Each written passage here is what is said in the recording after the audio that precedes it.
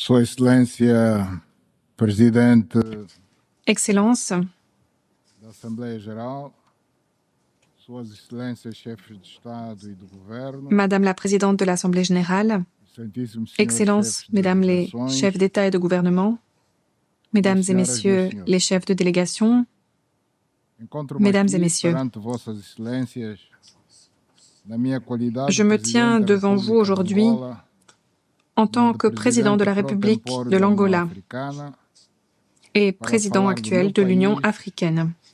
das Et je voudrais nossas évoquer mon percepções pays, sobre a evolução dos partager acontecimentos que se notre registram point de neste vue nosso mundo cada vez sur mais les conturbado évolutions et e les abordar événements também as de questões que notre dizem monde de plus en plus respeito à troublé África, et débattre este de questions qui continente que concernent l'Afrique, mobiliza as nossas un energias e continent forças pour lequel nous para mobilisons encontrarmos toute as notre soluções énergie para o fazer et toutes nos forces despertar alors que nous recherchons de des uma vez por solutions pour todas une bonne fois pour toutes para o le mettre desenvolvimento. sur la voie du développement. Permitam-me que Qu'il me soit felicite Sua permis Excelência de Annaliana présenter mes Baerbock félicitations à son pela sua Excellence eleição ao Annalena cargo de Baerbock Presidente à da l'occasion Assembleia de Geral son élection das Nações au Unidas, poste convencido distingué de que a sua de présidente experiência, de l'Assemblée générale des os Nations Unies. conhecimentos Je que suis acumulou ao convaincue longo que grâce das à ses diferentes trésors funções que d'expérience exerceu et les com connaissances qu'elle a grande accumulées au mestria, fil des différentes vão fonctions assegurar o dont êxito elle do s'est trabalho acquittée que avec assumiu brio, desde o início deste mês elle garantira le de succès setembro. de son mandat Felicito qui igualmente commence en ce mois de o seu septembre. antecessor, Sua Excelência Filemon J'aimerais Yang, également féliciter pela forma son assertiva prédécesseur, son como Excellence dirigiu a Philémon Assembleia Yang, Geral no último ano, qui a em que présidé de main de colocou maître todo o seu l'Assemblée générale au empenho fil para de l'année fazer écoulée. funcionar este órgão com louvável Il a tout mis en eficiência, œuvre facto pour que é garantir merecedor do l'efficacité reconhecimento de de todos cet nós organe.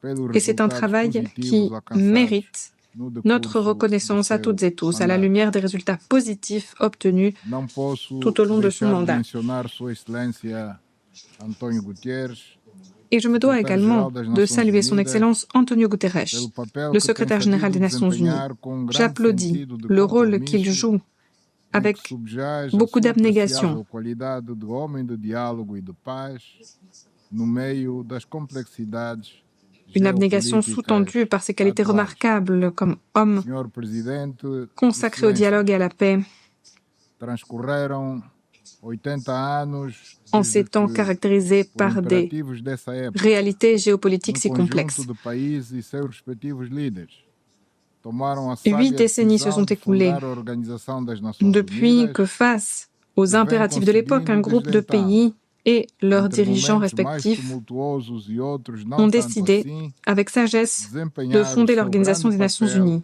de Depuis, manter a paz e a au fil estabilidade d'époques mundial, tumultueuses ou d'époques plus calmes, cette contribuir para organisation o a réussi desenvolvimento da à obtenir, humanidade, para a ou plutôt à preservação e aprofundamento réaliser son do rôle respeito premier, pelos maintenir la paix et la direitos stabilité humanos. dans le monde, Esta é uma grande contribuer au développement conquista de dos povos l'humanité do et nosso planeta, préserver que não pode et ser descurada e approfondir nem le subestimada respect por des nenhum droits humains. poder, C'est une réussite por líderes remarquable pour les peuples políticos de ou notre outros, planète.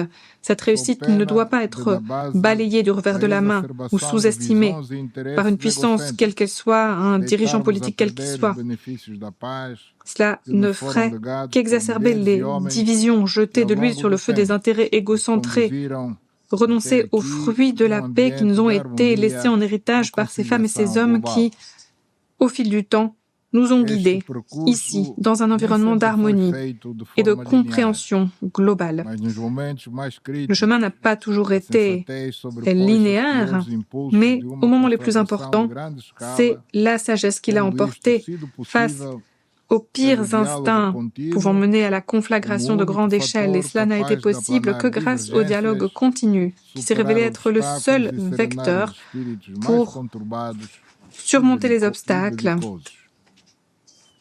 Nos dias de et hoje, apaiser même les esprits estas les plus lições do belligérants. passado têm Aujourd'hui, ces inestimável enseignements valor e du devem ser as passé únicas referências a recèlent une guiar-nos valeur para inestimable. caminhos que nos levem à Ils doivent être solução notre seule dos conflitos référence, em notre seule África, boussole na Europa, dans la no recherche de Médio solutions aux Oriente, conflits na qui font América rage en Afrique, en Latina, Europe, au na Ásia Moyen-Orient, en e Amérique onde latine, en quer Asie, que eles existam. et où que ce soit.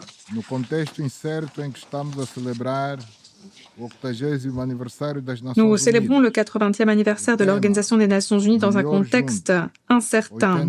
Dans de telles circonstances, le thème choisi, meilleur ensemble, plus de 80 ans au service de la paix, du développement et des droits humains, que nos convida a refletir sobre o significado profundo do revêt une apelo importance da qui nous senhora invite à mener une Presidente da Assembleia réflexion Geral sur la signification à renovação do profonde de l'appel multilateralismo lancé par la présidente de l'Assemblée générale, un appel au renouvellement du multilatéralisme, à une solidarité en action, dans le cadre d'efforts et d'entreprises complémentaires menées à bien par une ONU plus souple, plus efficace, plus responsable, telle qu'envisagée dans la feuille de route dressée par le secrétaire général pour l'initiative ONU 80. Partant, il est urgent de donner un nouveau souffle à l'Organisation des Nations Unies, de lui permettre de sortir de la situation complexe dans laquelle elle se trouve, pour pouvoir restaurer le rôle actif qu'a toujours joué l'organisation, un rôle extrêmement précieux. Pendant la guerre froide, c'est l'ONU qui nous a permis de ne pas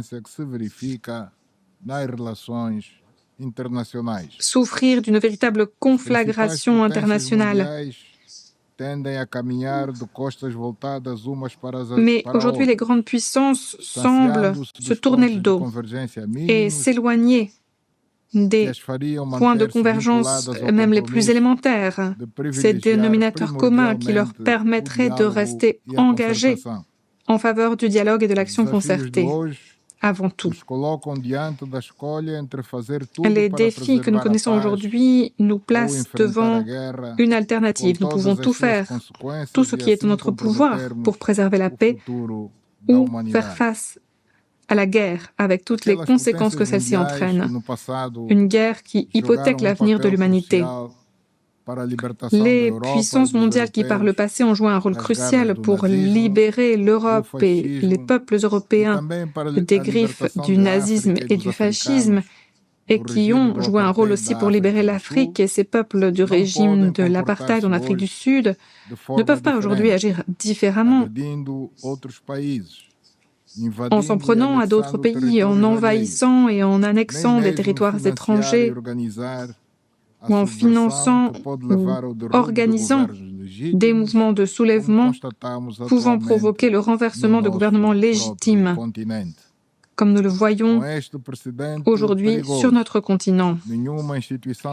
Avec des précédents si dangereux, aucune institution régionale, continentale ni internationale n'aura, à partir de maintenant, l'autorité morale de rappeler à l'ordre un État, quel qu'il soit, de le rappeler à la raison lorsqu'il viole les principes inscrits dans la Charte des Nations Unies et dans le droit international. Nous autres, Africains, ressortissants de pays qui ont enduré des siècles de colonisation, nous comprenons peut-être mieux que quiconque l'importance de la paix. Nous, qui connaissons les luttes quotidiennes pour l'alimentation, pour l'eau propre, pour les soins de santé, l'éducation et autres nécessités. Ces expériences nous ont dotés d'une sensibilité particulière face aux conséquences néfastes de l'insécurité et de l'instabilité pour la réalisation de nos objectifs en matière de développement. Et cette réalité est encore exacerbée par les nombreux conflits et les nombreuses guerres qui secouent les régions du monde entier, qui secouent y compris des pays desquels nous attendions coopération, avec lesquels nous espérions pouvoir échanger de façon fructueuse pour surmonter nos difficultés et pour pouvoir, grâce à nos ressources et à nos capacités immenses, contribuer à la prospérité internationale. C'est dans de telles circonstances que la République de l'Angola s'est efforcée de contribuer de façon honnête et sincère au règlement de conflits dans la région du Sahel, au Soudan ou dans l'est de la République démocratique du Congo. Pour ce qui est de ce dernier conflit, nos efforts ont permis de créer un cadre de négociation assorti de solutions pour la paix qui malheureusement ne se sont pas matérialisées en décembre 2024 comme nous l'espérions, mais qui restent néanmoins une plateforme valide pour continuer les efforts afin de faire cesser définitivement ce conflit. Madame la Présidente, Excellences, ce conflit et bien d'autres encore auxquels on peut penser sont dans une grande mesure le résultat de la passivité des États membres des Nations Unies, qui souvent se sont montrés inefficaces face aux invasions de territoires de pays tiers et aux ingérences dans les affaires étrangères de pays étrangers ces dernières années.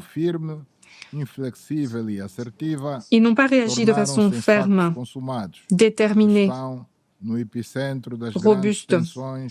Ces événements sont donc devenus un fait accompli. Et c'est au cœur des tensions majeures que nous connaissons aujourd'hui. Et les conséquences sont criantes pour nous toutes et tous au Moyen-Orient, où le non-respect systématique des différentes résolutions pertinentes du Conseil de sécurité concernant la création de l'État de Palestine a maintenu en vie un conflit qui s'envenime chaque jour un peu plus.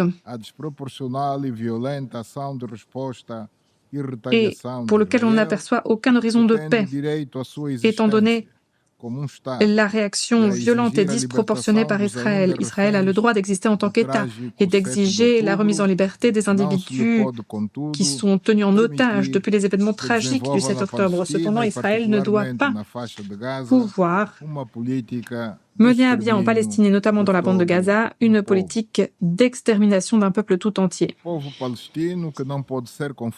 peuple palestinien ne doit pas être assimilé au Hamas, car il n'y a pas de peuple terroriste et encore moins des enfants terroristes.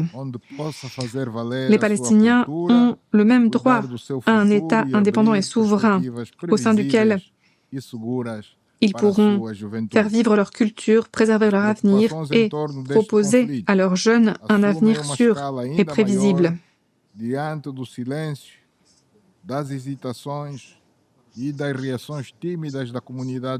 Le silence, les hésitations, les réactions tièdes de la communauté internationale décuplent nos inquiétudes face à ces conflits. Ces attitudes semblent légitimer l'expansion de la guerre vers des pays voisins.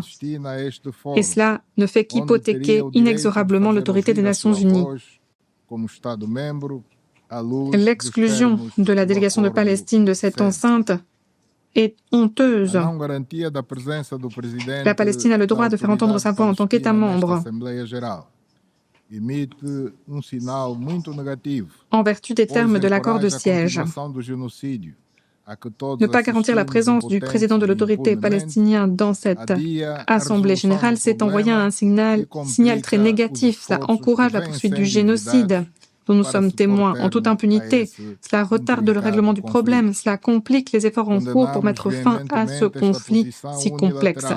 Nous condamnons avec véhémence cette position unilatérale qui est contraire aux principes qui régissent l'Organisation des Nations Unies, alors même que nous demandons la levée sans condition de l'embargo injuste et qui n'a que trop duré contre Cuba. Un embargo qui a des conséquences très graves pour l'économie du pays et pour la vie de ses habitants qui, au jour le jour, luttent pour résister à un châtiment qui a été condamné par toute la communauté internationale. Cuba a joué un grand rôle pour prêter main forte aux peuples africains dans leur lutte pour faire tomber le régime raciste et inhumain de l'apartheid en Afrique du Sud. Cuba a été signataire de l'accord de paix à New York, le 22 décembre 1988, qui a libéré le peuple de l'Afrique du Sud et a permis aussi l'indépendance de la Namibie. On ne peut pas décider de façon arbitraire et unilatérale que cet État serait un État qui appuie le terrorisme à la lumière des résolutions pertinentes des Nations Unies. Cette attitude, l'attitude d'une petite poignée de pays, une attitude incompatible avec les normes les plus élémentaires de la cohabitation internationale, est aussi à l'origine des sanctions unilatérales imposées au Zimbabwe et au Venezuela. Ces mesures n'ont pas d'autre résultat que la souffrance des populations de ces pays qui, avec un patriotisme remarquable, s'unissent dans la défense de leur nation. Madame la Présidente, Excellences, que tem como fonte a Carta das Nações Unidas e o direito internacional, l'autorité de l'Organisation des Nations Unies repose sur la Charte et sur le droit international. Il faut urgemment la restaurer sans céder aux logiques de deux poids, deux mesures pour que l'on puisse trouver des solutions justes à la guerre en Ukraine. Ou pour peut-être renforcer les solutions proposées lors de la réunion en Alaska. L'Ukraine est un pays d'Europe. Après la rencontre entre le président Trump et le président Poutine, une rencontre pragmatique et sans porter préjudice aux besoins de négociations directes entre la Russie et l'Ukraine, on pourrait s'attendre à ce que les dirigeants européens, dans l'intérêt de la paix et de la sécurité sur leur continent, s'efforcent de dialoguer de façon directe, pas seulement avec le président Zelensky, mais aussi avec le président Poutine. Nous ne pouvons pas nous permettre de laisser cette chance s'échapper. Le faire, ce serait accepter le risque d'une escalade aux proportions et aux conséquences imprévisibles, pas seulement en Europe,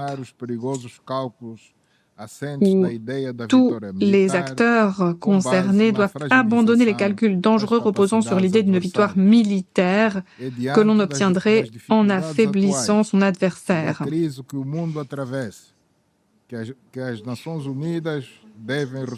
Étant donné les difficultés et les crises que le monde connaît aujourd'hui, l'ONU doit de nouveau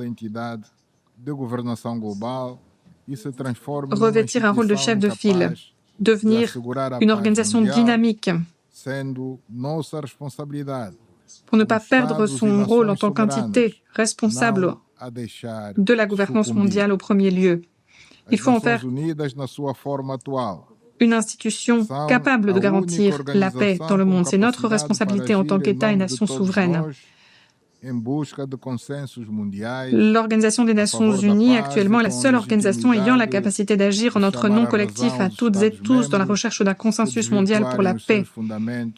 La seule organisation ayant la légitimité de rappeler à l'ordre les États membres.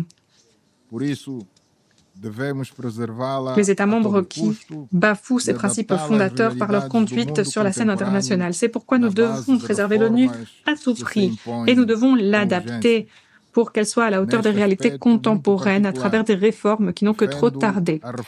À cet égard, en particulier, j'aimerais défendre ici une réforme du Conseil de sécurité conformément à la position africaine commune telle qu'elle est décrite dans le consensus des Uluini et la déclaration de Sirte, des documents adoptés voilà 20 ans, qui demandent 2 sièges de membres permanents et 5 sièges de membres non permanents pour le continent africain au sein d'un Conseil de sécurité élargi, un Conseil plus représentatif et mieux en phase avec les réalités géopolitiques de l'heure.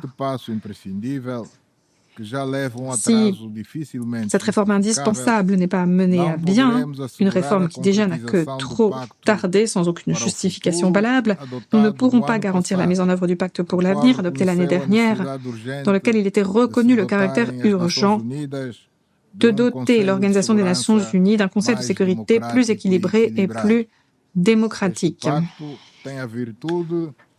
Ce pacte représente une occasion de taille à saisir pour revitaliser le multilatéralisme, pour le rendre plus inclusif, mieux à même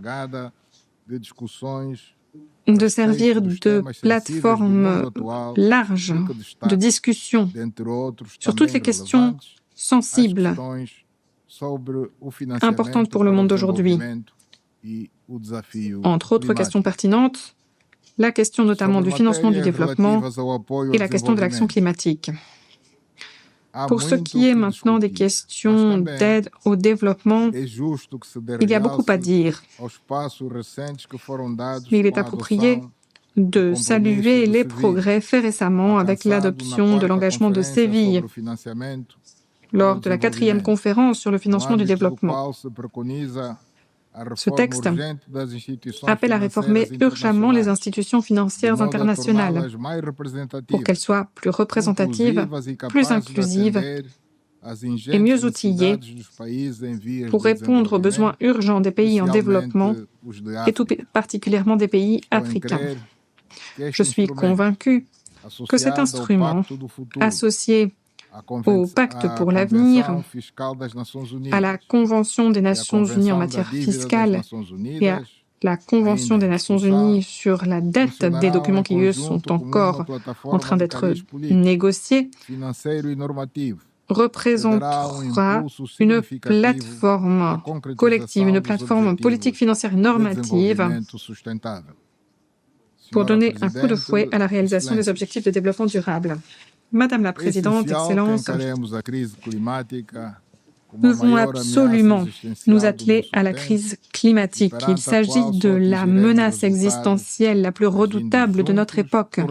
Nous ne pourrons pas en venir à bout si nous n'agissons pas de concert, de façon coordonnée. Le réchauffement climatique empire. Les catastrophes climatiques sont de plus en plus violentes et fréquentes. Il est donc impératif que les pays qui ont tiré les plus grands avantages de leur développement industriel et économique par le passé assument aujourd'hui pleinement cette responsabilité historique.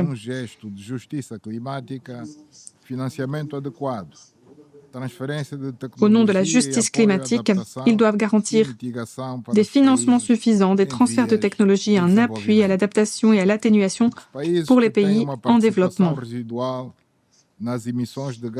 Les pays qui ne correspondent qu'à une proportion minime des émissions de gaz à effet de serre sont les pays qui sont frappés de façon disproportionnée. Ils sont en fait presque les seuls aujourd'hui à être confrontés aux véritables retombées des changements climatiques, du réchauffement climatique avec des effets catastrophiques sur l'agriculture, la sécurité alimentaire et la santé publique. Partant, et étant donné donc les responsabilités des uns et des autres, l'Angola reste très attaché à l'accord de Paris et à la mise en œuvre de mesures d'adaptation et d'atténuation, conformément au programme à l'horizon 2030 et à l'agenda 2063 de l'Union africaine, qui correspond au consensus sur l'importance de mobiliser des financements climatiques prévisibles et suffisants afin de permettre une transition énergétique juste et de protéger les communautés les plus vulnérables. C'est là une question transversale qui exige de plus en plus que les acteurs pertinents assument leurs responsabilités, que ce soit au sein du secteur public ou au sein du secteur privé, avec les plus grandes entreprises industrielles. Cette question sera au cœur des débats lors de la COP30 qui aura lieu prochainement au Brésil.